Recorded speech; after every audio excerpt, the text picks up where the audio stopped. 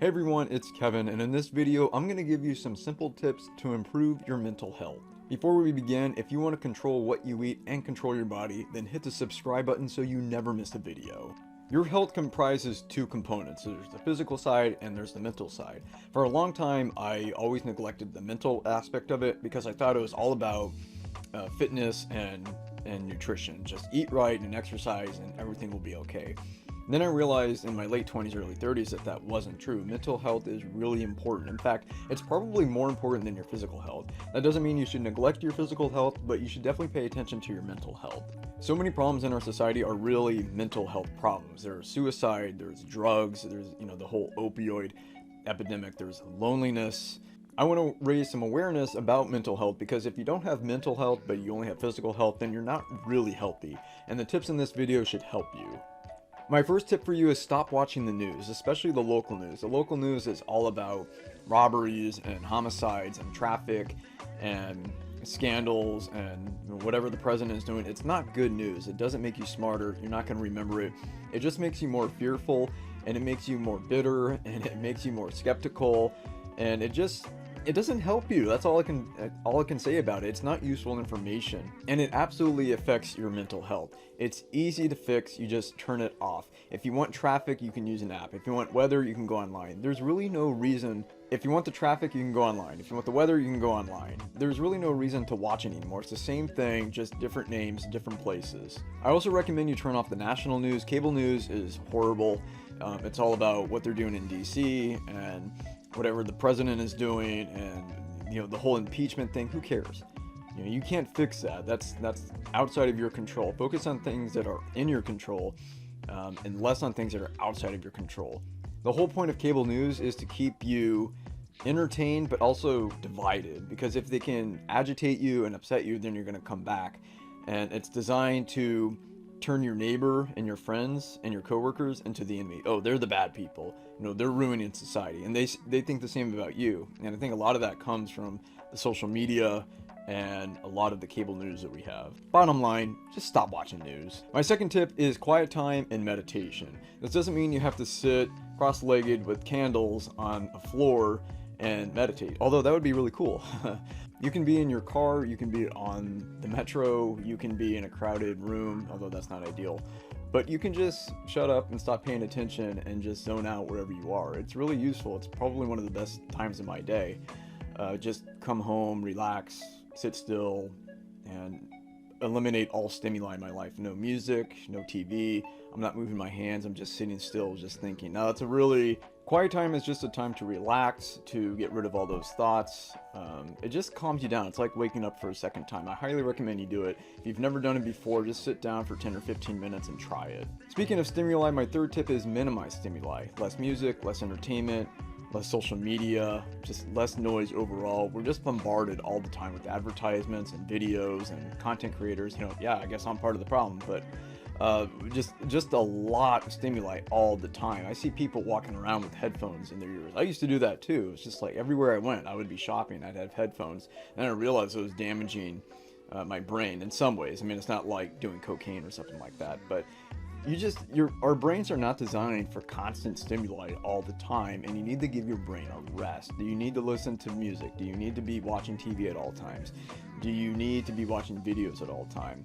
Go back to step number 2 or tip number 2 and just take some quiet time and relax. My fourth tip is cut out bad relationships. That can be people that don't support you. That can be a bad job, that can be an eating disorder, that can be a lot of things. If the relationship isn't supporting you, then you need to cut it.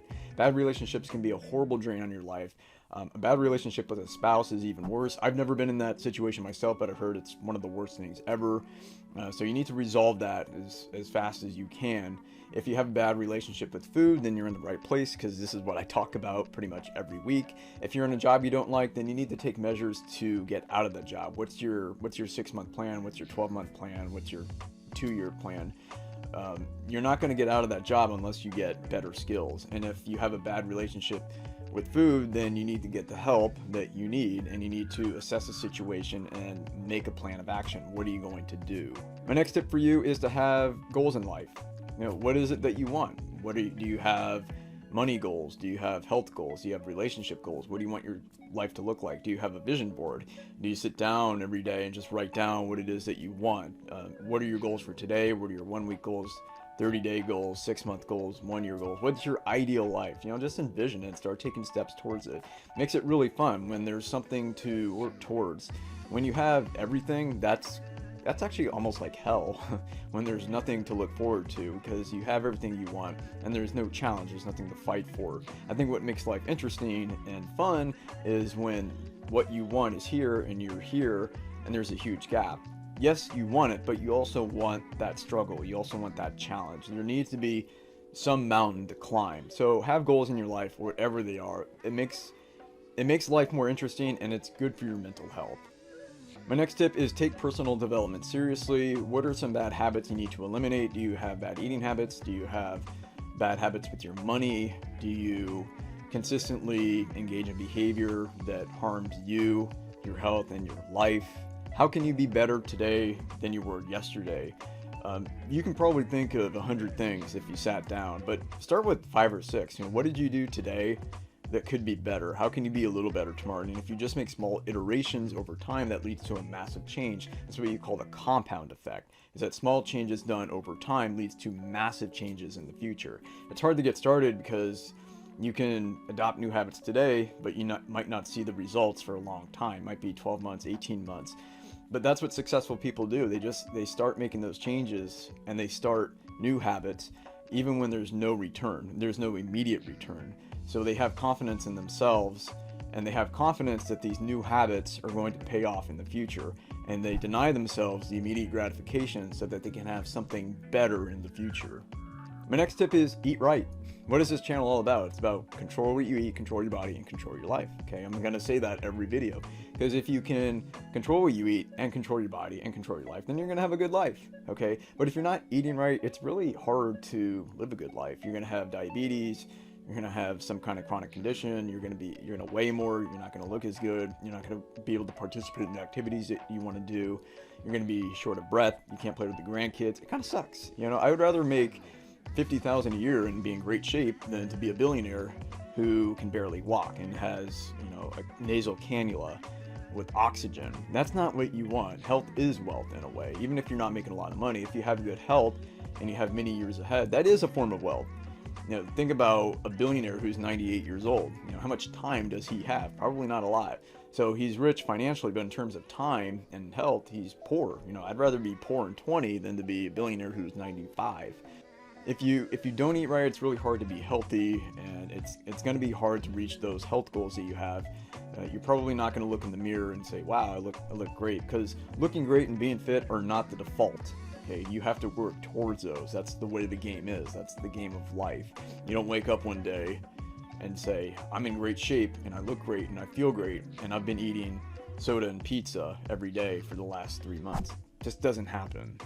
My last tip for you is get quality sleep. Sleep is underrated in a way, especially among entrepreneurs who like to brag that they work 80 to 100 hours a week and that they only sleep 4 hours a night. You can probably do that for a couple of weeks at a time, maybe during finals week, but I don't recommend it for the long haul. The research is in sleep deprivation is really, really bad for the body. The brain likes to sleep. Nobody really knows why we need to sleep. It's still kind of a mystery. Maybe we need the relaxation. I don't know. There's some need for it, because all mammals sleep at some point. Everybody likes to go to bed at night. So try to eliminate the stimuli at night. Try not to drink coffee. Try not to have some evening routine. How do you land? How do you go from work to sleep? You don't want to be checking email, watching videos, listening to loud music 1 minute and then go to bed the next minute. Most people need between 7 and 9 hours of sleep. I prefer 7. I don't like sleeping personally. I think it's a waste of time, but those are the rules. I can't circumvent them. But get good sleep, eat right. Why don't you just start there? What are some other tips you have to improve your mental health? Let me know in the comments below. And if you want to see other videos about improving your health and improving your life, then check out some of my other videos. And I'll see you in the next video.